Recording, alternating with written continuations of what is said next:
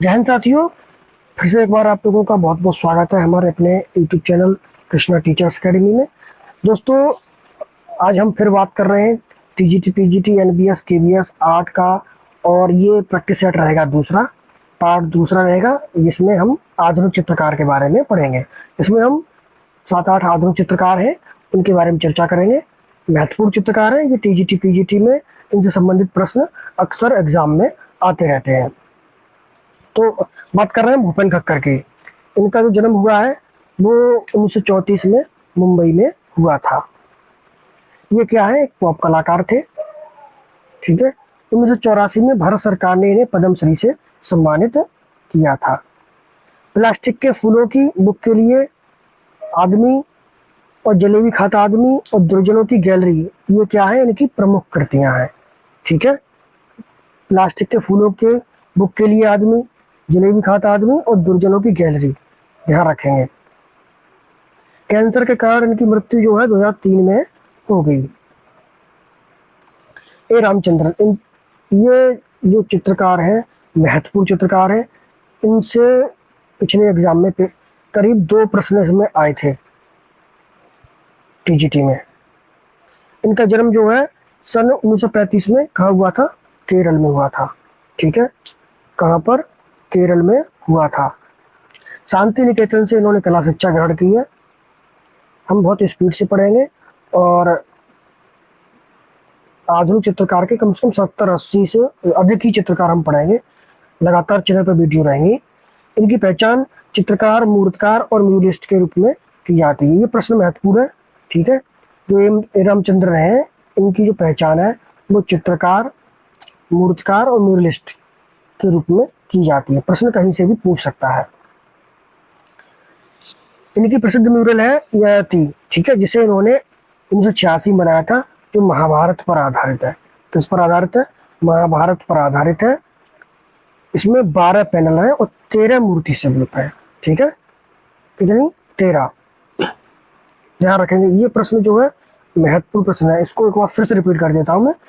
ययाति क्या है, इनकी प्रसिद्ध म्यूरल है, जिसे इन्होंने कब बनाया था, 1986 में बनाया था, जो किस पे आधारित है, महाभारत पे आधारित है। और इसमें 12 पैनल है और 13 मूर्ति शिल्प है, 13। क्लियर। आगे बात करेंगे। यह 60 फुट लंबी म्यूरल है। कितनी, 60 फुट। ठीक है। ये भी प्रश्न मुझे महत्वपूर्ण लग रहा है इनका। Urvashi, lotus pond, green lotus pond, orange lotus pond, इनकी प्रमुख सीरीज है। इसमें एक चीज कॉमन है, देखो, lotus pond, green lotus pond, orange lotus pond. तो आप इनको आसानी से याद कर सकते हैं। ये गायक भी रहे हैं। ठीक है। क्या है, ये गायक भी रहे हैं। भारत सरकार ने इन्हें 2005 में पद्म भूषण से भी सम्मानित किया था।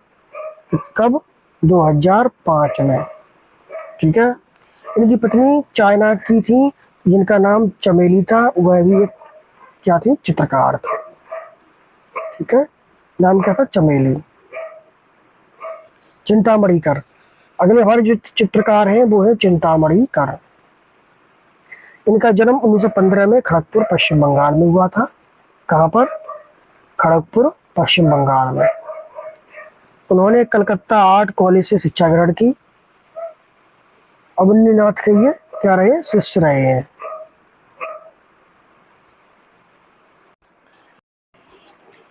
आगे बात करेंगे गिरधारी महापात्र और विक्टर जोवेनली से स्कल्पचर की इन्होंने क्या शिक्षा ग्रहण की थी।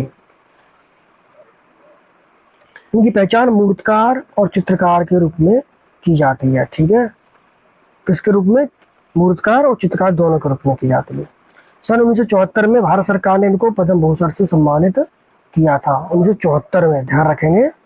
सन 2000 में इनको फ्रांस के हाईएस्ट सिविलियन से भी सम्मानित किया गया है। ठीक है। महत्वपूर्ण प्रश्न है। 1948 के समर ओलंपिक्स में द स्टेज कृति पर इन्होंने सिल्वर मेडल जीता था। कौन सा मेडल, सिल्वर मेडल। हमारा पिछले साल भी मैंने टीजीटी पीजीटी अपने चैनल पे पढ़ाया था, वो चैनल हमारा पुराना था, उस पर हमारे करीब 15-20 हज़ार सब्सक्राइबर थे। वो किसी कारणवश यूट्यूब की तरफ से डिलीट हो गया। तो आप लोग इस चैनल पे जुड़े और इसको दूसरे साथियों के साथ भेजें, शेयर करें, जिससे कि और भी साथी जुड़े हमसे। पुराना चैनल था हमारा काफ़ी, तो वो डिलीट हो गया है, यूट्यूब ने डिलीट कर दिया था। ये वर्ल्ड सेंचुरी के लिए भी जाने जाते हैं। उनकी मृत्यु के बाद यह वर्ल्ड सेंचुरी एक संग्रहालय के रूप में कोलकाता में स्थापित कर दी गई थी। यह कोलकाता आर्ट कॉलेज के प्रधानाध्यापक भी रहे हैं। ठीक है। अमरनाथ सहगल, अब बात कर रहे हैं हम अमरनाथ सहगल की। इनका जन्म सन 1922 में हुआ था। कब हुआ था? 1922 में हुआ था। यह मूर्तिकार के रूप में जाने जाते हैं। ठीक है। एक म्यूरल के लिए भारत सरकार द्वारा इन पर मुकदमा भी चलाया गया था। ठीक है। जो 14 साल तक चला, वह म्यूरल 40 फीट का था। कितने फीट का था? 40 फीट का था। यह आधुनिक मूर्तिकार, चित्रकार, कवि थे। ठीक है। सन 2008 में पद्म भूषण से भी इनको सम्मानित किया गया था। 1960 में भारत सरकार ने इनसे एक म्यूरल खरीदा, जो दिल्ली के विज्ञान भवन के लिए बनाया गया था। 28 दिसंबर 2007 को इनकी मृत्यु हो गई। अगले चित्रकार है हमारे गणेश पायन। इनका जन्म 1937 में कहाँ हुआ था? कोलकाता में हुआ था। कोलकाता आर्ट कॉलेज से इन्होंने शिक्षा प्राप्त की। ड्राइंग, पेंटिंग के लिए जाने जाते हैं। इन्होंने टेम्परा में भी कार्य किया है और पश्चिमी कलाकारों में ये रेम्ब्रांड से अधिक प्रभावित थे। महत्वपूर्ण प्रश्न ये है कि ये रहस्यपूर्ण चित्रांकन के लिए जाने जाते हैं। ठीक है। गणेश पायन प्राचीन काल का सेल्समैन और नाइट ऑफ द राइडर इनकी प्रमुख कृतियां हैं। कौन सा? पश्चिमी काल का सेल्समैन और नाइट ऑफ द राइडर इनकी क्या है? प्रमुख कृतियां हैं गणेश पायन की। अगले चित्रकार है हमारे लक्ष्मण पै। इनका जन्म 1926 में कहाँ हुआ था? गोवा में हुआ था। जे स्कूल आर्ट ऑफ से इन्होंने कला शिक्षा ग्रहण की। ये मुंबई ग्रुप में भी शामिल हुए थे। कमेंट में आप लोग बताएंगे मुंबई ग्रुप में कितने कलाकार थे। ठीक है। तो ये क्वेश्चन आप लोगों के लिए मैं छोड़ रहा हूँ, ये आप मुझे कमेंट करके बताएंगे। पेरिस से कितने कलाकार थे और उनके क्या नाम थे? पेरिस से इन्होंने फ्रेस्को और एचिंग की शिक्षा ग्रहण की थी। हमारे बेसिक में एक मैथ में होता है टॉपिक खोजें और जाने, तो ये क्वेश्चन उसी से संबंधित है कि आप खोजें और जानें। तो खोजेंगे और जानेंगे, तो आप मुझे कमेंट करके बताएंगे। पेरिस से इन्होंने फ्रेस्को और एचिंग की शिक्षा ग्रहण की। रेखाओं और रंगों के मामले में भारतीय लघु चित्रों से ये प्रभावित रहे हैं। ठीक है। Government college of art Panaji में ये प्रधान अध्यापक भी रहे हैं। ठीक है। महाभारत राग रागनी पर भी चित्रांकन किया था इन्होंने। नवतांत्रिक कलाकार भी है। शीशे में मुखदेखती नायिका लक्ष्मण पै की है। ठीक है। ये क्वेश्चन महत्वपूर्ण है। शीशे में मुखदेखती नायिका किसकी करती है? लक्ष्मण पै की। भारत सरकार ने 1985 में पद्मश्री से सम्मानित किया था।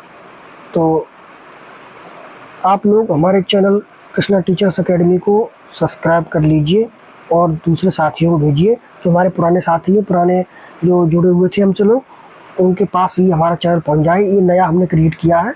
वो पुराना चैनल हमारा किसी कारणवश डिलीट हो गया था, तो आप लोग इनसे, इस चैनल से जुड़ जाइए।